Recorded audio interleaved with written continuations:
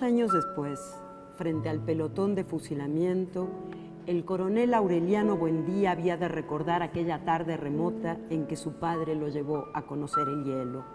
Macondo era entonces una aldea de 20 casas de barro y caña brava, construidas a la orilla de un río de aguas diáfanas que se precipitaban por un lecho de piedras pulidas, blancas y enormes como huevos prehistóricos.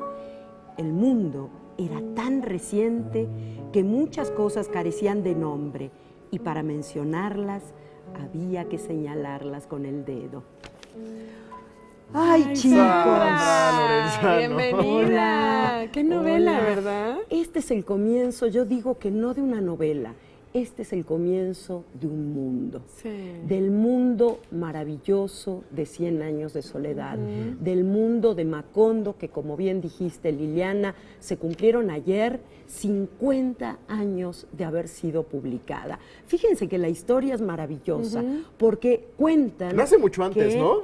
No tanto ¿No antes, tanto? no tanto antes. Se dice que García Márquez, que ya vivía en México, acuérdense, que él nació claro. en Colombia, pero vivió en México prácticamente toda su vida. Sí. La escribió en la Ciudad de México entre 1965 y 1966. Escribió los 20 capítulos, los metió en un sobre y los mandó a Barcelona para que los publicara la que era en ese momento la editorial paradigmática para la literatura en América Latina, la literatura en español, que era Seix Barral. El editor la recibió, leyó un poquito y dijo, ¿Qué esta es esto? novela Esto no. no va a vender, no le va a gustar a nadie, yo no la publico.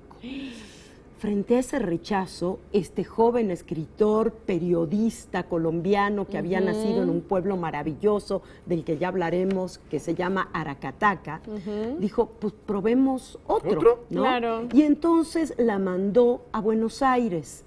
Francisco Porrúa en ese momento dirigía la editorial Sudamericana. Él dice que leyó este comienzo, exactamente el párrafo El que que yo acabas de acabo leer. de leer, y dijo, esta novela va a cambiar la historia de la literatura. Guau. Como ven, un editor Oye. puede ser clave. ¿El que te hunda Totalmente, o el que te lleve a las totalmente. estrellas? Y entonces, Exacto. ahí le apostó todo a la publicación de 100 años de soledad. ¿Qué pasó con esa novela? ¿Qué significó 100 años de soledad en la historia de nuestra literatura? Se la suele incluir en las novelas del boom, es decir, en ese movimiento en que por primera vez la literatura latinoamericana ocupa un lugar primordial en las literaturas universales. Por primera vez los españoles nos leen a nosotros, en lugar de que nosotros leamos siempre Claro. y compremos los libros publicados por ellos.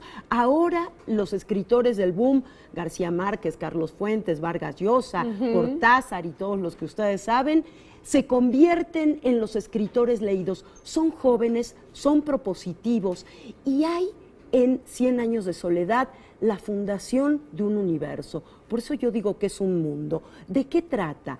Pues casi todos hemos oído hablar de Macondo. Yo les recomiendo además que se pongan la cumbia, los 100 años de Macondo, se sirvan un tintico, que no es un vino, ¿No? sino ¿Qué en es Colombia tintico? un café bien cargado Ah. y vuelvan a leer si es que ya la han leído y si no, se sumerjan en las páginas de 100 años de soledad. Yo les digo que hasta me da un poquito de envidia a la gente que todavía no ha leído la novela, porque va a descubrir ahí este mundo Claro. maravilloso. Te vas a sorprender. Lo que ¿no? cuenta 100 años de soledad es la historia de un mundo, decíamos, de un universo y de un linaje.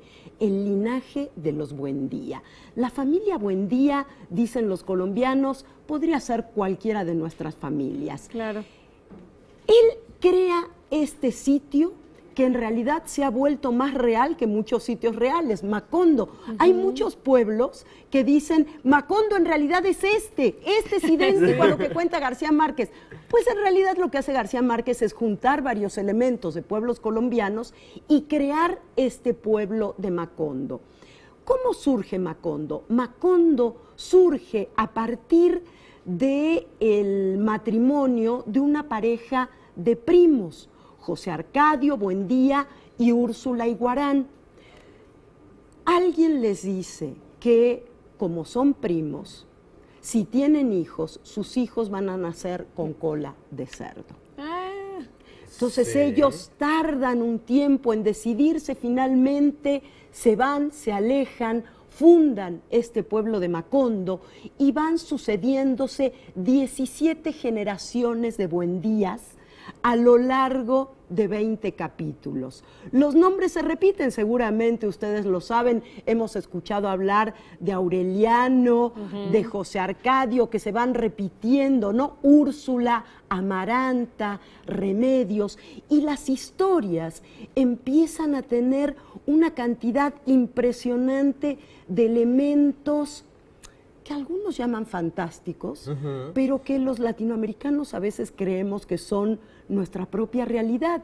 Para los europeos, muchas de las cosas que pasan en América Latina las ven como un mundo lejano, maravilloso, y en realidad forman parte de nuestra cotidianeidad, ¿no?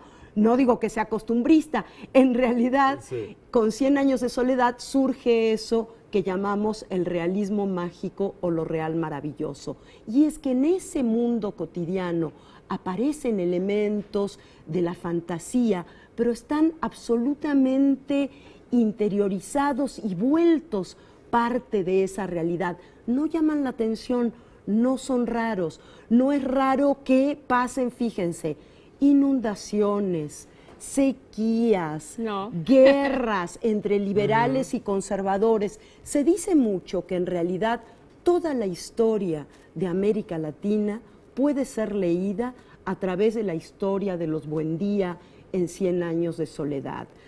Vemos desde el surgimiento de Macondo y la familia Buendía su auge, su crecimiento, su desarrollo, hasta la total decadencia y desaparición. Un poco cumpliendo aquella profecía, pero si todavía hay alguien que no conozca el final de 100 años de soledad, no se preocupen. No lo vas a decir. Que no se los voy a contar. Lo que les voy a contar es que tienen ustedes la oportunidad de entrar a un mundo excepcional. Felices 50, 100 años de soledad. Gracias al gran Gabo, al gran Gabriel García Márquez por habernos dado la enorme oportunidad de disfrutar de este regalo maravilloso. Muchísimas gracias, chicos. Sandra. Gracias, Sandra, por regalarnos esta bonita lectura.